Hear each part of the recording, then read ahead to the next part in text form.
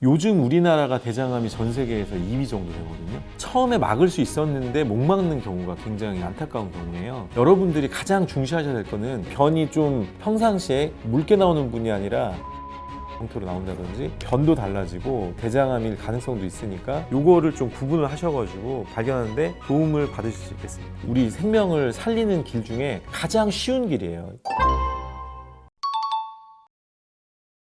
대장암은 대장벽에서 이제 생길 거잖아요. 대장 점막에서 생길 건데 이 점막에 암이 어느 정도 크지 않으면 변이 나가는데 별 이상이 없잖아요. 그러니까 알기가 어려워요. 그 다음에 뭐가 있냐면 우리가 보통은 대장암을 발견할 때 혈변이 있으면 발견을 하거든요. 그러면 그때 피가 나오니까 당연히 사람들이 이제 찾아가겠죠, 병원을. 그런데 어떤 경우가 있었냐면 치질이 있는 분들이 착각을 하는 경우가 있어요. 그 안타까운 사례가 있었는데 그분이 평소에 치질이 꽤 심하셨던 분이어가지고 당연히 그냥 피가 묻어 나오겠지 이런 식으로 생각하고 넘어간 거예요. 근데 이렇게 발병이 오래되면 대장은 전부 다 대장에 있는 정맥들이 간으로 거의 다 가거든요. 그 간전이가 굉장히 많아요, 대장암은. 그 다음에 직장 쪽으로 이렇게 내려가면은 요 혈관들이 하대정맥으로 올라가서 폐로 바로 가요. 그래서 암이 요쪽에 있으면은 이제 폐로 전이되는 거 많고 그 위쪽에 이제 결장이라고 하죠. 우리가 상행결장, 회행결장, 하행결장, S자결장 이렇게 부르는데 이쪽 결장 부위에 있으면 대부분 다 간으로 가요. 좀 오래되면. 그래서 그분은 간전이가 엄청나게 큰 상태로 오신 거예요. 그분도 되게 당황스러웠다고 하시더라고요. 자기가 그럴 줄 몰랐다고. 자기는 그냥 치질이 있었기 때문에 당연히 거기 나와서 그냥 피가 나오니까 혹시나 해가지고 갔는데 이미 간전이가 돼가지고 온 거죠. 근데 이렇게 안타까운 케이스들이 있습니다. 그분은 이제 안타까운 게 대장암도 그렇고 다른 암들 다 마찬가지인데 1, 2기 여기에만 있는 경우, 그 다음에 3기면 림프까지 탄 게 3기거든요. 다른 장기로 가면 4기예요. 그런데 4기로 가면 보통 1, 2기 생존율의 한 5분의 1밖에 안 돼요. 생존율 자체가. 그러니까 이분은 간전이가 돼가지고 4기 상태로 발견이 돼서 이제 오신 환자였습니다.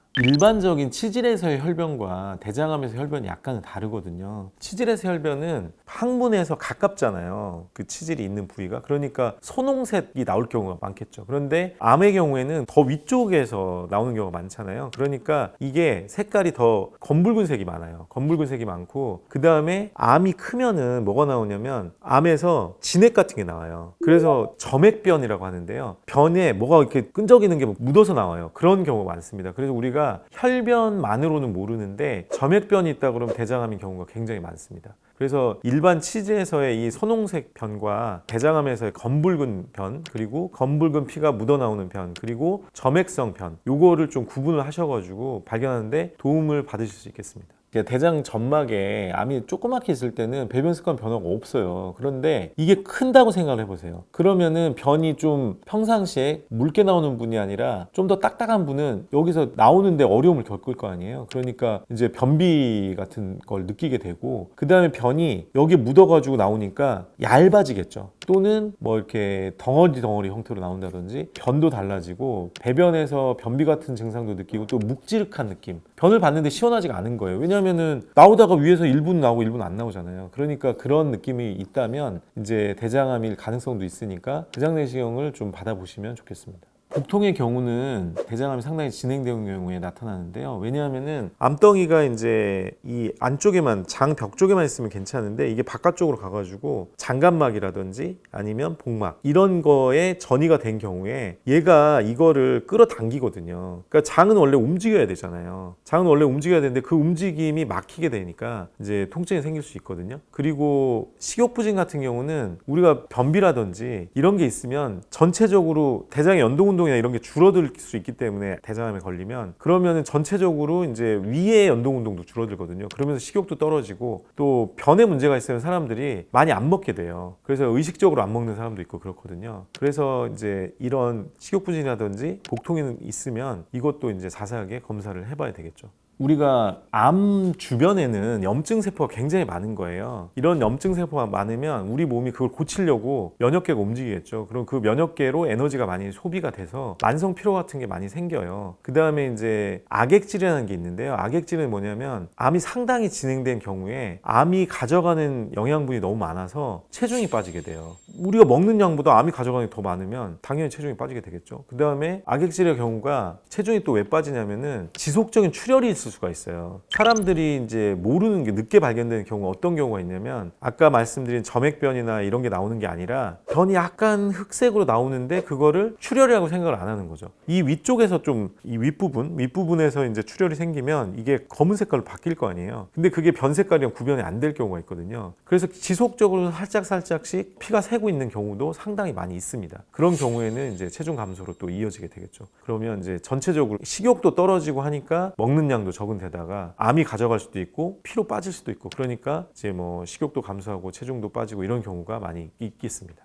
빈혈은 좀 전에 말씀드렸듯이 이게 장 점막에 출혈이 있을 수 있거든요. 그러니까 암이 이게 크잖아요. 그러면 암에서도 피가 나오는 경우도 있어요. 그리고 장 점막에서도 피가 나오는 경우가 있거든요. 그래서 피가 계속 새니까 빈혈이 오는 거예요. 그리고 식욕부진까지 겹치니까 더 이제 잘 느낄 수 있고요. 그 다음에 문제가 되는 게 장폐색입니다. 장폐색은 이제 굉장히 사실 장폐색은 괴로운데 장이 연동 운동이 거의 줄어드는 거예요. 여기에 가스가 꽉 차가지고 이건 엑스레이만 찍어도 장폐색은 나오거든요. 가스가 곳곳에 있는데 그게 연동 운동이 안 되니까 빠지질 못하는 거예요. 그래서 그 가스로 인한 통증이 생길 수 있고요. 장의 연동 운동이 멈추니까 또 그걸 움직이기 위한 우리가 몸에서는 자발적인 반응이 있거든요. 연동 운동을 하기 위해서. 그럴 때 또 통증을 느끼게 됩니다. 그래서 빈혈 증상도 있을 수 있고 이제 장폐색도 생길 수 있습니다. 그 다음에 이제 암이 크거나 하면 당연히 종괴가 만져지게 되거든요. 그래서 여성분들은 골반강 쪽에 뭔가 만져지면은 난소암일 경우도 되게 많고요. 그런데 난소암이 아니라 대장이 생각보다는 이렇게 밑에 쪽으로 그러니까 이게 상행결장, 회행결장, 하행결장, S자결장, 직장 이렇게 돼 있거든요. 그래서 S자결장 쪽만 돼도 골반강 쪽에 속해요. 그래서 밑에서 뭔가 만져질 수도 있어요. 그러면 S자결장이 변이 쌓이는 데라서 대장암의 50% 정도는 S자결장 주변에 생겨요. 암이. 그러니까는 이 아랫배 쪽에 뭔가 만져지면 이게 대장암이거나 혹은 여성분들의 경우에는 난소암일 수도 있습니다. 그래서 복부에 이제 뭔가 좀 이상하게 튀어나온다든지 그러면 검사를 받아보실 필요가 있겠죠. 복부 종괴는 처음에 암이 생기면 되게 유연하거든요. 그래서 이제 약간 둥그렇게 볼 수 있는데 암이 아주 진행되면은 딱딱해져요. 그럴 경우에는 만져도 굉장히 딱딱하고요. 또 복막전이가 되는 경우도 딱딱하게 만져지는 경우도 있습니다. 요즘 우리나라가 대장암이 전 세계에서 2위 정도 되거든요. 굉장히 젊은 사람 대장암은 1위였던 적도 있어요. 왜냐하면 우리가 식습관이 바뀌었거든요. 식이섬유를 안 먹고 그러니까 대장에 사는 세균들은 식이섬유를 먹는 거예요. 근데 식이섬유를 안 먹으면 대장 점막에 염증을 유발시켜요, 걔네가. 그런 다음에 우리가 1970년대에 비하면 지금 50년 뒤에 우리가 고기를 1인당 13배 정도 먹고 있거든요. 그래서 이런 육식을 많이 하게 되면은 육식은 인돌이나 뭐 스카톨이나 이런 나쁜 가스도 많이 생성을 시키고요. 나쁜 유해균들도 많이 만들어서 장 점막에 염증을 계속 유발을 시켜요. 그래서 이 장내세균의 균형이 깨지면서 이제 대장암이 생길 수 있고요. 그래서 식이나 운동, 또 운동이 부족해도 연동 운동이 적으니까 당연히 거기 있는 염증이 쉽게 낫질 않겠죠. 그래서 이제 대장암이 생길 수 있어서 여러분들이 지금 드시는 음식을 좀 더 중요시 하셔야 돼요. 그러니까 대장에 제일 좋은 음식은 우리가 1970년 이전에 먹었던 그 야채가 많은 식이섬유가 많은 그런 음식들이고요. 또 발효 음식들입니다. 그런 음식을 먹어야 장내세균이 건강하고 연동운동도 잘 되고 염증도 잘 해결이 되거든요. 요즘 그런 것들이 안 되기 때문에 이제 젊은 분들이 대장암이 그렇게 많이 걸리는 거죠.